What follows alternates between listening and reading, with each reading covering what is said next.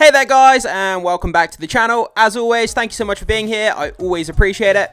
In this video, we're going to be diving into the universe of Predator, and we're going to be talking about one of the new upcoming Predator movies called Predator Badlands. It's coming to us from Dan Trachtenberg, the same director who made the Prey movie. That movie took Predator back to its roots. We had a Comanche warrior versus Predator. It was fantastic. People pretty much universally loved it. It was such a great movie, and I'm excited to see what Dan Trachtenberg does next. But it looks like there's going to be a major switch up for the next Predator movie, Predator Badlands. It looks like the Predator is going to be the central focus of the movie, and he's going to be the protagonist, the hero of the movie, which is kind of cool, seeing things from the Predator's perspective.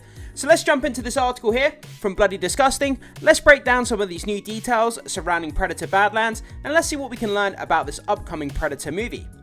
So, like I said, this comes to us from Bloody Disgusting. Predator Badlands will feature a Predator character as the protagonist we root for. So, yeah, it looks like there's going to be this kind of emotional appeal to the Predator, but he's going to be a badass at the same time. And it looks like he's going to ultimately be the good guy. So, is the Predator going to be fighting a much bigger monster? And then we're kind of rooting for the Predator. How exactly is this going to work? How are they going to shift the focus from the human character fighting a Predator to the actual Predator itself and make us kind of emotionally involved with the actual Yautja character? So this is going to be interesting to see how they switch it up, how they build this kind of narrative around the Predator, and color me intrigued, because Prey was decent, so I'm giving Dan Trachtenberg all the credit in the world, and I'm curious to see how he makes this movie. By the way, this shot here of the Predator is fantastic. I love the Predator design. It's so different from anything else that we see in Hollywood. And the Predator is so great. And I'm so glad that they've got the Predator franchise back on track with that Prey movie. Because beforehand, it was kind of being dragged through the mud. But the Predator, it was such a great franchise, but we just never got a good movie for a very long time. I guess Predators was quite good. There were certain parts of that movie that was good, but ultimately, it mostly fell flat. But there were redeeming parts of that movie. But anyway, that's enough of me talking. Let's jump in and break down these details. So, the Predator franchise will return to the big screen in November of 2025. So, we have like an entire year to go until we get this Predator Badlands movie. It kind of sucks to have to wait a year, but if that means we get a good movie, then I'm good with it, I guess. For Dan Trachtenberg's Predator Badlands, with Ellie Fanning star as a brand new movie. Speaking with Empire, Trachtenberg has dropped one hell of an exciting tease. The main protagonist of the upcoming Predator Badlands, a Predator. So, quote, "The creature is front and center leading the charge," Trachtenberg tells Empire. Quote, "He's still badass, but there's something there that touches you emotionally too. Creating a character you connect with, but also super intimidated by. Has been challenging, but exciting."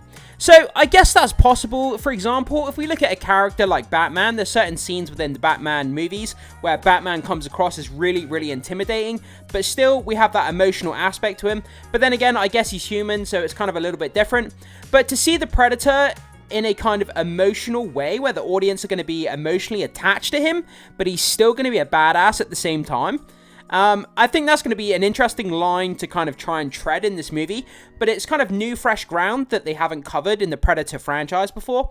So, taking this new approach, I think is going to be something really exciting, something new, and yeah, I'm really excited to see how they kind of frame this movie and ultimately what it's going to look like. So, like with Prey, Trachtenberg's goal with Predator Badlands was to push the franchise's boundaries. That's absolutely what it needs to do. We can't keep just treading the same thing over and over again. We have to push the boundaries, make something new, make something fresh, bring new fans on board, and continue to expand on the kind of Predator mythology, if you like. Allowing fans the opportunity to root for the Predator this time around. I think most people root for the Predator anyway. Whether that's right or wrong, like the original Predator movie with Arnold Schwarzenegger, even though you're supposed to root for Arnold Schwarzenegger's character, Dutch I think his name is, I think most people rooted for the Predator anyway. The Predator has always been seen as this kind of anti-hero character, especially in Alien vs Predator, when Predator kind of sides with the humans and then to take down the alien, the xenomorph species. So, in some ways, the Predator, has been seen as kind of an anti-hero in many respects, and a lot of people root for the Predator anyway. But to actually have him as the central protagonist, actually like full on kind of the movie's going to revolve around this character, and we're supposed to root for this character, it's going to be very, very different from anything we've seen before. So Empire also notes that it's a sneak preview piece today, which additionally includes behind-the-scenes shot from Badlands, which we're going to have a look at in a sec, that the film takes place entirely on an alien planet. So yeah, this is what I think happens. I think the Predator is hunting a new species of alien on an alien planet.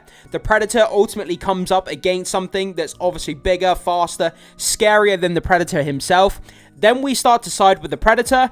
Maybe potentially in the opening scene, the Predator gets beaten, he's battered, he's bloody. We feel emotionally sorry for him, and he has to build himself back up, then go back on the hunt to take down what he failed to take down to start off with. And we kind of get that emotional kind of bond with the Predator throughout the movie as he's going on his hunt to take down whatever he's supposed to be taking down.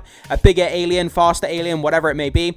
We become emotionally attached to him. He goes through his struggles, and ultimately at the end he kind of succeeds, but he does it in a badass way. I can kind of see how that can work, and I think that'd be an interesting narrative.